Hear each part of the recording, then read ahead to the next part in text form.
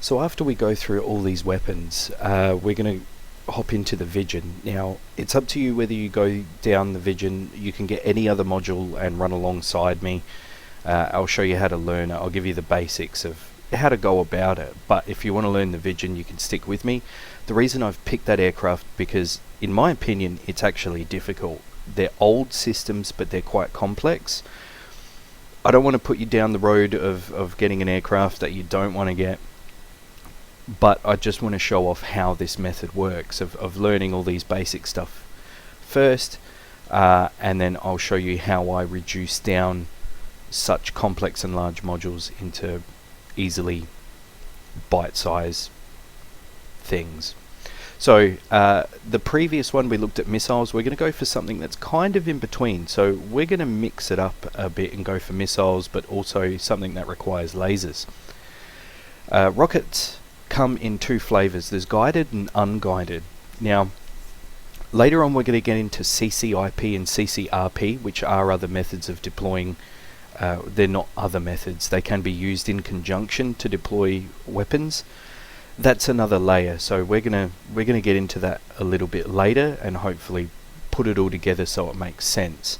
But this using weapons, now we're going to have to get into the systems of how to use them and that kind of thing. Rockets are basically just a small cylinder of explosive. They come in not just the two flavors of guided and unguided. They can come in armor piercing, heavy, high explosive for anti-personnel. Usually used for soft targets if you actually want to do damage. However, the role is pretty much shock and awe. That's in real life. Whereas in DCS, we don't really use that kind of demoralizing tactics. There's no point in demoralizing a virtual battlefield, but I'm sure in time we'll probably get some missions and stuff where, you know, it's pretended to happen, you know, where you need to blast something and, you know, all the soldiers run away. But anyway, we can go into what I would like and not like some other time. Let's get back to it. So the guided missiles use lasers. Lasers are used for smart munitions, not all smart munitions, but a laser is another way of actually guiding the munition to the target. Now I've drawn some pictures here because deploying lasers doesn't seem that difficult, but there are things you need to be aware of in order to use them correctly. So I've got this lovely picture here, and up on the top left you can see this aircraft in a very high bank, and the laser is actually hitting the arm, or wing, not arm.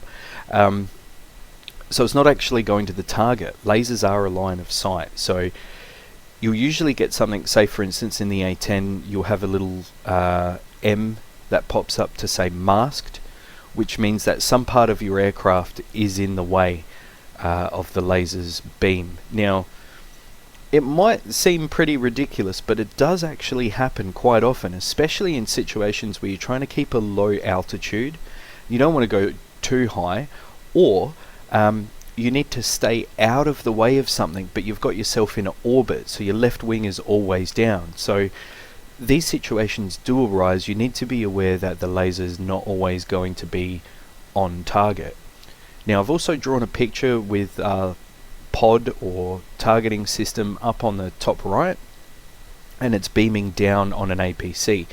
Now the laser is actually hitting the APC, so you've got a good target there, but the rest of the systems are actually looking at the ground underneath. So you need to be aware, is it actually targeting the laser or is it targeting a point underneath or behind? And you'll need to set up your laser as well, because if you're coming from an angle from, say, this middle line that I've got that goes through the APC, if you're coming in from a very steep angle, your laser is not actually pointing at the APC, it's going to be pointing at the point behind the APC. So you need to be aware of placement while you're targeting, because if you release the munitions and it's got a time of flight and you fly over it, and your targeting pod is now no longer pointing directly at the APC, because as you come over you're actually pointing at the ground behind it. This is where it gets a little confusing. Some systems actually use your pitch, angle and altitude and terrain data in order to fix your sight on something. So the TGP in the A10 has the capability of doing an area, which is more calculating the terrain, angle, that kind of thing to fix your targeting pod on a particular area, but it's not actually tracking any objects. It's just using terrain data and your position in the air to target a specific point. There's also a point lock. Now what that does is that's more of an electro-optical thing, which we'll go into later when we look at Mavericks. But basically what it's doing is it's picking contrast in a picture, in a TV signal, and locking onto that. So it's not picking an object either, it's just picking contrast, because in the real world it's not like a video game. There's no code to say this is an object. It doesn't know. It's got to use something in order to find what you're looking for, and to translate that into something usable, it's usually contrast. So sometimes things won't lock on. You'll need to change it from white hot to black hot TV feed in order to get enough contrast in order for it to lock on. But the systems are generally pretty good. They'll stay locked onto a moving object if you're on point lock, because it will pick up the contrast and stick with that, the movement of the object, so a traveling convoy or something like that. But just be aware, it is possible to target the area behind the aircraft, behind the object that you want to attack.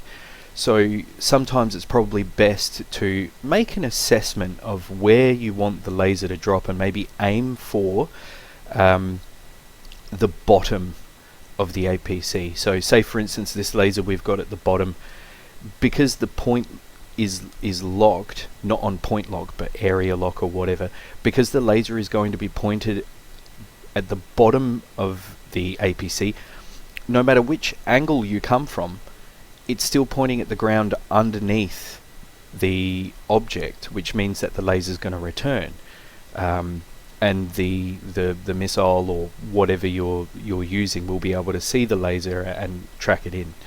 Now lasers are an incredibly awesome tool in DCS. It is possible to work with a teammate. The lasers themselves just aren't a little pointer. I mean, these are weapons grade lasers, so they're actually transmitting a code. So when they reflect, I'm not sure how they do it, but there's probably a million, scientific ways to do it, but they actually have a code inside the laser. So it's possible for your wingman to laser target with a particular code. You enter the code into your system and you can actually target his laser. So you can work as teamwork. You might have a forward air controller or something that's lasing targets, and everyone can just, wail on the targets he designates. And that's one of the really cool things in DCS. Lasers often come by default at 1688, so everyone can see everyone's lasers. But later on, when you get a little bit more confident and a little bit more complex, you can actually share those laser codes with a wingman and work in tandem attacking targets, which I think is absolutely marvelous. Great fun. It's just a shame that I have no friends, let alone friends that are into this kind of stuff. But anyway, I digress. The rockets are kind of in between. They kind of count as missiles. But they're not. They're more of an air-to-ground thing. So come in two flavors: guided, unguided. You can get them in anti-personnel, high explosive, armor piercing. Work with your friends. It's a team building experience to take out Red 4 with these. And we'll get into CCIP and CCRP later, because now we're going to start having to layer up these things. So let's get this out the way so you understand why, how, what, and then we'll bring in the tools on how to use it. So, and then after that we'll get into the Vision, which again, I don't want to steer you on the wrong track, but you can try it free for 2 weeks and have a go. If you enjoy it, then you can purchase the module. But in the meantime, yeah, just be aware it's a very old aircraft with old complex systems. There's a lot of button pushing, but it's generally with numbers to program it. But